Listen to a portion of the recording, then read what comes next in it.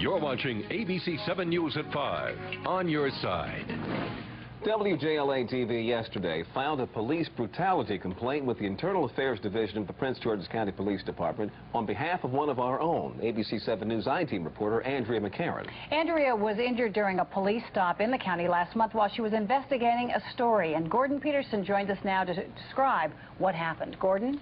Kathleen, Leon, on April 15th, ABC 7 investigative reporter McCarran and her photographer were checking out a tip about questionable use of police and government resources in Prince George's County. They were following a county government car driven by a police officer who appears to be a full-time driver for the county's chief administrative officer. McCarran was driving. Photographer Pete Hakel was in the back seat. Suddenly, they heard the wail of police sirens and saw flashing police lights.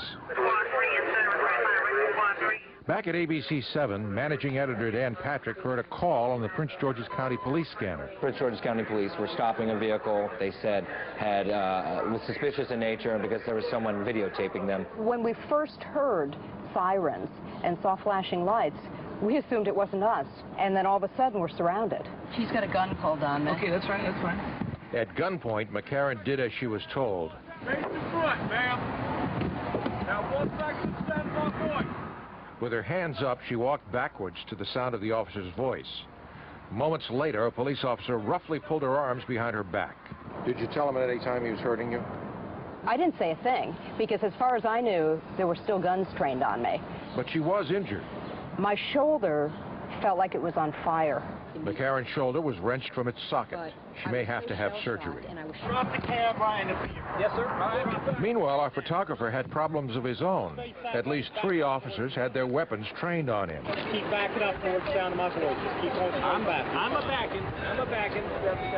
Eventually, the police determined that this 5'4" 115-pound mother of 3 was not a threat, and they released her without a charge. But before she left, reporter McCarran had a question. You got pulled over because citizen that you following. Excuse me.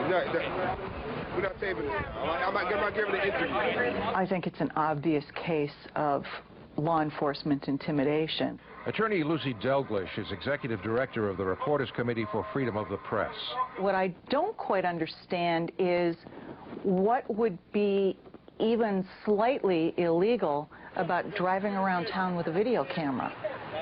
There is nothing illegal about that whatsoever.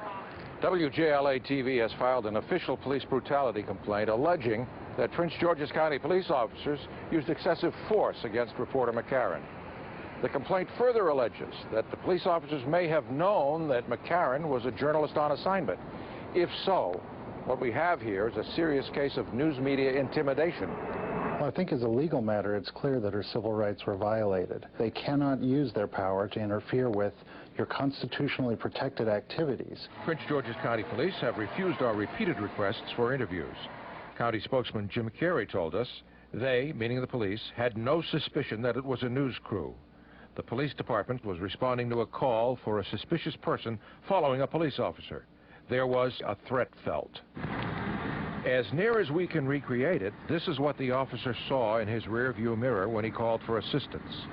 In a post-9/11 world, can you understand the officer's apprehension looking back, seeing a vehicle he doesn't know driving behind him with something in the back seat? I'm a mother of 3. Most of the time I drive a beat-up minivan. It's hard for me to perceive the sight of me as a threat. Now 1 second, stand by point. With your hands up. And that's the question. Did the officers have to use force?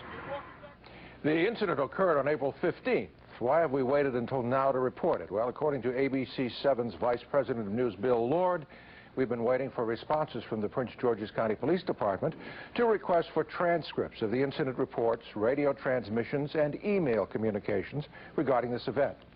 We've also requested dashboard videotapes from the 9 police cruisers on the scene, but we've been told that every single one of the federally required cameras was either inoperable or not running. Leon? Kathleen?